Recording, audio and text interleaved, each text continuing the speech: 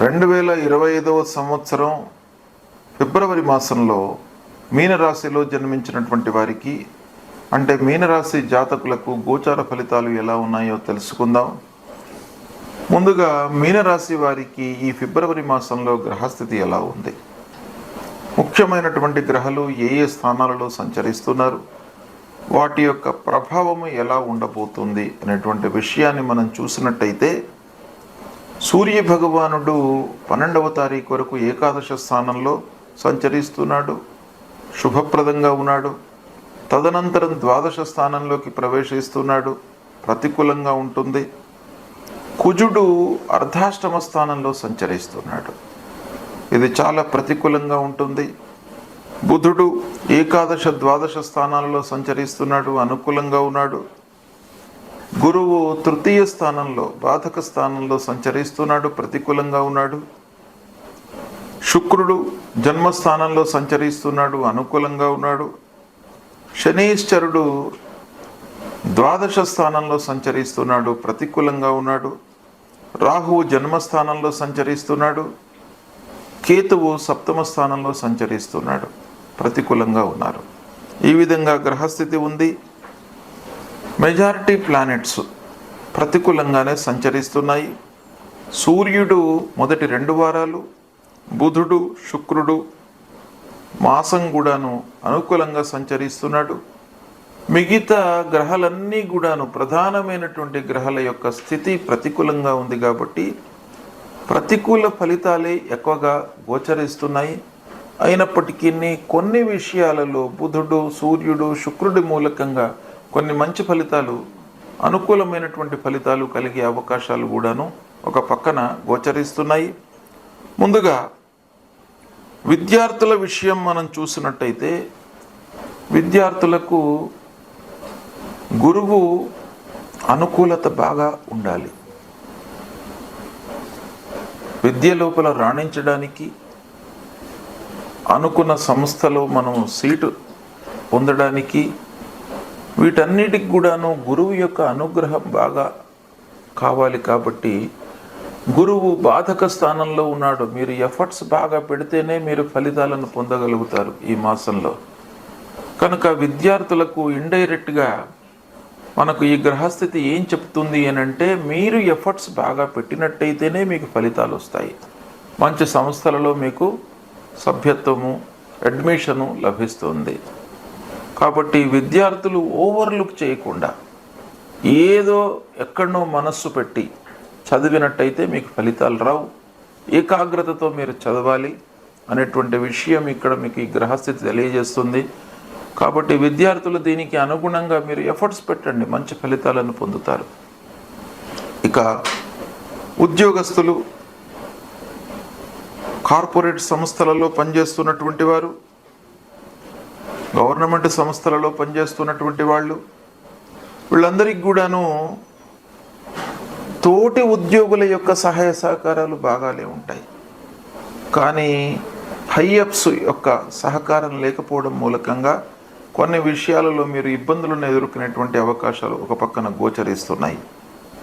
కాబట్టి తోటి ఉద్యోగులను ప్రసన్నం చేసుకోవడం కంటే కూడాను అధినాయకులను, పైవారితో మీరు స్నేహం పెంపొందించుకోవడము, వారితో అనుకూలంగా ఉండడము అనేటువంటిది చాలా మీకు కావలసినటువంటి విషయంగా ఇక్కడ ఈ గ్రహస్థితి సూచిస్తుంది.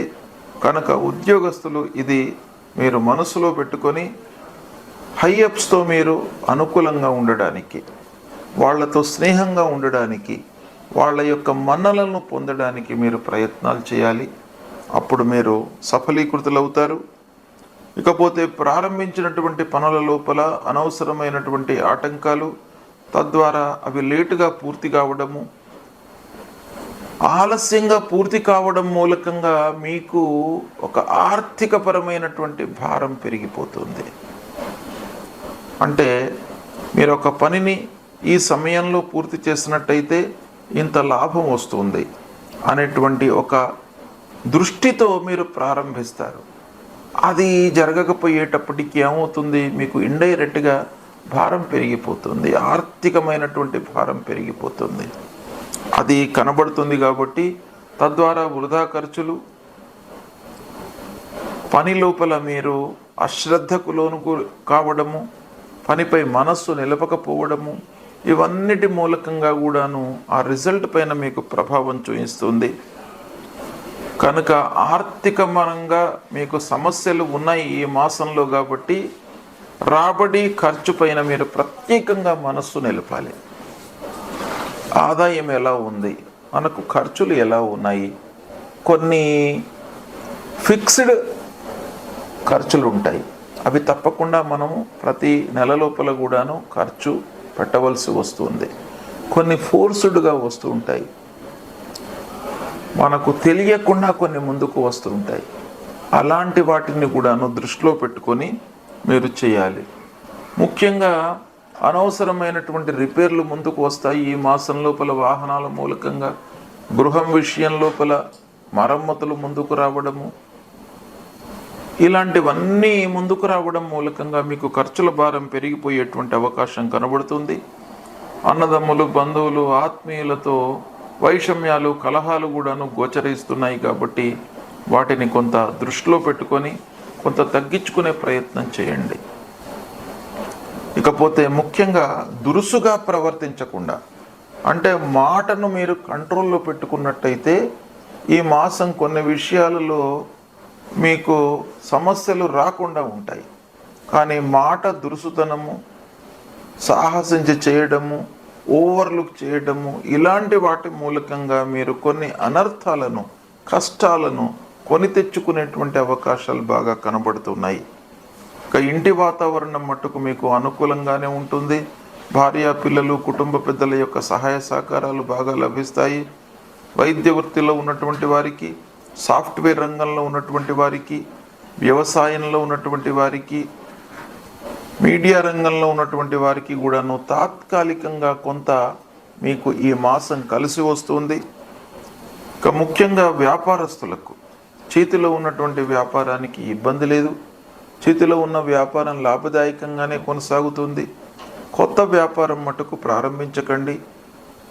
ఆ వ్యాపారం లోపల కూడాను ఫైనాన్షియల్ మ్యాటర్స్ లోపల ఏవైతే లావాదేవీలు ఉంటాయో వాటిని మీరు జాగ్రత్తగా చేసుకుంటూ వెళ్ళినట్టయితే మీకు సత్ఫలితాలు కలుగుతాయి. రాహు కేతువులు మూలకంగా మీకు ఇబ్బందులు ఉన్నాయి. అనవసరమైనటువంటి ఆలోచనలు వస్తూ ఉంటాయి. సమయ స్ఫూర్తితో మీరు నిర్ణయాలు తీసుకోకపోవడం మూలకంగా కొన్ని అనర్థాలు జరిగేటువంటి అవకాశాలు బాగా కనబడుతున్నాయి. ఈ విధంగా గ్రహస్థితి ఉంది. ఓవరాల్గా మనం చూసినట్టయితే కుజుడు అర్ధాష్టమ స్థానంలో సంచరిస్తున్నాడు. కాబట్టి ఆ కుజ భగవానుని నిమిత్తమై సుబ్రహ్మణ్యేశ్వర స్వామిని కొలవండి. సుబ్రహ్మణ్య స్వామి దేవాలయానికి వెళ్ళండి. లక్ష్మీ నరసింహస్వామిని కొలవండి. ధరణీ గర్భ సంభూతం విద్యుత్ కాంచన సన్నిభం కుమారం శక్తిహస్తంచ మంగళం ప్రణమామ్యహం అనేటువంటి మూలమంత్రాన్ని ప్రతినిత్యం కూడాను పఠించండి. తర్వాత గురుదేవతలను పూజించండి. గురువులను, సద్గురువులను సందర్శించుకోండి. మాతాపితృవులకు సేవ చేయండి. తర్వాత దత్తాత్రేయ స్వామిని దర్శించుకోండి. దక్షిణామూర్తి స్తోత్ర పారాయణం చేయండి. అమ్మవారి దేవాలయానికి వెళ్ళండి. హనుమాన్ చాలీసా పారాయణం చేసుకోండి. నవగ్రహ స్తోత్రాన్ని ప్రతినిత్యం కూడాను పఠించండి. ఇలాంటి పరిహారాలు మీరు చేసుకున్నట్టయితే శుభ ఫలితాలు కలుగుతాయి. ఈ ఫిబ్రవరి మాసంలో ముఖ్యమైనటువంటి పండుగలు వస్తున్నాయి. ఫిబ్రవరి మాసము 30వ తారీఖు నుండి మాఘమాసం స్టార్ట్ అవుతుంది. అంటే 30 జనవరి నుండి మాఘమాసం ప్రారంభమవుతుంది. ఈ మాఘమాసం లోపల మనకు అత్యంతమైన పవిత్రమైనటువంటి పండుగలు వస్తున్నాయి. అందులో మొట్టమొదటిది వసంత పంచమి. 2వ తారీఖు నాడు వసంత పంచమి ఆదివారం ఉదయం 10 నుండి మళ్ళీ తెల్లవారితే సోమవారం నాడు 7 గంటల వరకు పంచమి వ్యాపించి ఉన్నది. ఈ వసంత పంచమి అనేటువంటిది చాలా ముఖ్యమైనటువంటిది. సరస్వతి అమ్మవారు ఉద్భవించినటువంటి రోజుగా మన పురాణాలు చెప్తున్నాయి. కనుక విద్యార్థులు ముఖ్యంగా ఈ వసంత పంచమి రోజున అమ్మవారి దేవాలయానికి వెళ్ళి సరస్వతి అమ్మవారి యొక్క అనుగ్రహాన్ని పొందినట్టయితే మీకు సువిద్య, మంచి విద్య ప్రాప్తి అవుతుంది, వస్తుంది అనేటువంటిది మనకు పురాణ ఇతిహాసాలు చెప్తున్నాయి. కనుక ముఖ్యంగా విద్యార్థుల కొరకు ఈ వసంత పంచమి. ఇక వ్యాపారులకు కూడాను వసంత పంచమి యొక్క ప్రాధాన్యత బాగా ఉంది. ఈ వసంత పంచమి రోజున ఎవరైతే వ్యాపారాన్ని ప్రారంభిస్తారో గ్రహస్థితికి సంబంధం లేకుండా ఆ వ్యాపారము నిర్విఘ్నంగా కొనసాగుతుంది, లాభదాయకంగా ఉంటుంది. 4 డబ్బులు ఆ వ్యాపారంలో మీరు గడించేటువంటి అవకాశాలు ఉంటాయి. కాబట్టి వసంత పంచమి రోజున మీకు అవకాశాలు ఉన్నట్టయితే వ్యాపారం చేసుకునేటువంటి వాళ్ళు కొత్త వ్యాపారము ఏదో రకంగా వ్యాపారాన్ని ప్రారంభించినట్టయితే మీకు సత్ఫలితాలు ఉంటాయి. ఇక ప్రత్యేకంగా ఈ వసంత పంచమి రోజును మనకు శాస్త్రం లోపల చాలా ఉత్తమమైనటువంటి దినంగా చెప్పబడి ఉంది. ఏంటంటే ఉగాది, విజయదశమి, వసంత పంచమి, రథసప్తమి, కార్తీక శుద్ధ ప్రతిపద, ఇవన్నీ కూడాను ముఖ్యమైనటువంటి పండుగలు. అంటే ముఖ్యమైనటువంటి రోజులు మనం ప్రారంభించడానికి, ఏదైనా కార్యక్రమం ప్రారంభించడానికి కానివ్వండి, ఏదైనా పని చేయడానికి, ఇవి ఈ రోజులలో మీరు చేసినట్టయితే 100% మీకు విజయము చేకూరుతుంది అనేటువంటి విషయం మనకు శాస్త్రంలో చెప్పబడి ఉంది. ఇలా వసంత పంచమి విద్యార్థులకే కాకుండా, వ్యాపారస్తులకే కాకుండా ప్రతి మనిషికి కూడాను మంచి పర్వకాలంగా మనకు శాస్త్రము చెప్పింది. కాబట్టి ఈ వసంత పంచమి రోజును మీరు ఉపయోగించుకోండి.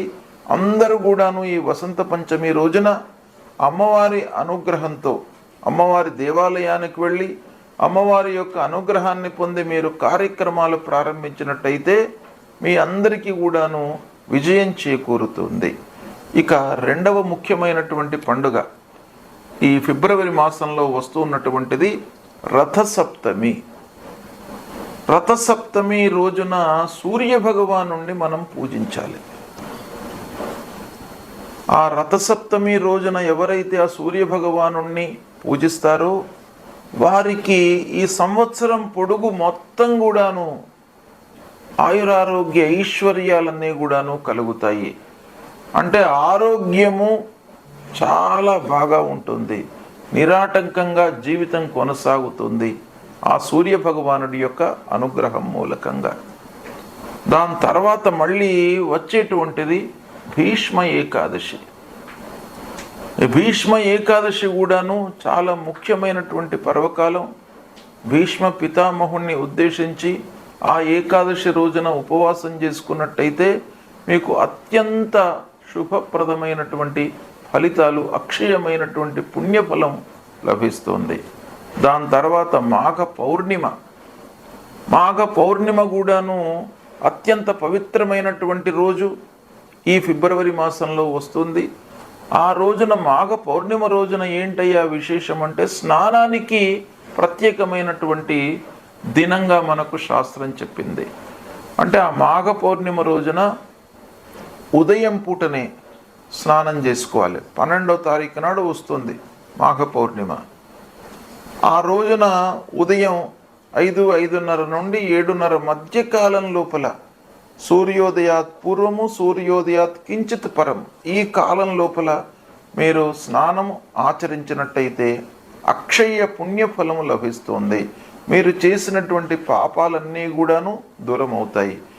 కొన్ని విషయాలలో మనకు తెలియకుండా మనం కొన్ని తప్పులు చేస్తాం. అలాంటి తెలియకుండా చేసేటువంటి తప్పులన్నీ కూడాను ఆ ఉదయం పూట మనం చేసేటువంటి స్నానం మూలకంగా పరిహారం అవుతుంది. దాని తర్వాత మళ్ళీ మహాశివరాత్రి 26వ తారీఖు నాడు మహాశివరాత్రి పర్వకాలం ఈ ఫిబ్రవరి మాసంలో వస్తుంది. మహాశివరాత్రికి ప్రత్యేకమైనటువంటి ప్రాధాన్యత ఉన్నది. మహాశివరాత్రి రోజున ఆ భగవంతుడు పరమేశ్వరుడు లింగ స్వరూపంలో ఉద్భవించాడు అనేటువంటిది మనకు శాస్త్రం చెప్తోంది. అంటే లింగాకారంలో ఆవిర్భవించినటువంటి దినం మహాశివరాత్రి. కాబట్టి ఆ మహాశివరాత్రి రోజున కూడాను ఆ శివుణ్ణి అభిషేకించినట్టయితే మీకు అక్షయమైనటువంటి పుణ్యం కలుగుతుంది, అపమృత్యు దోషాలు దూరం అవుతాయి. కాబట్టి ఈ అన్ని ఫిబ్రవరి మాసంలో ముఖ్యమైనటువంటి పండుగలు వస్తున్నాయి కనుక వీటిని దృష్టిలో పెట్టుకొని ఆ పండుగలకు మనకు శాస్త్రంలో చెప్పినటువంటి ప్రాధాన్యతని దృష్టిలో పెట్టుకొని మీరు ఆచరించినట్టయితే సత్ఫలితాలను పొందుతారు, ఉత్తమ గతిని పొందుతారు అనేటువంటి విషయం మనకు శాస్త్రం చెప్పింది కనుక ఆచరించండి, శుభ ఫలితాలను పొందుతారు.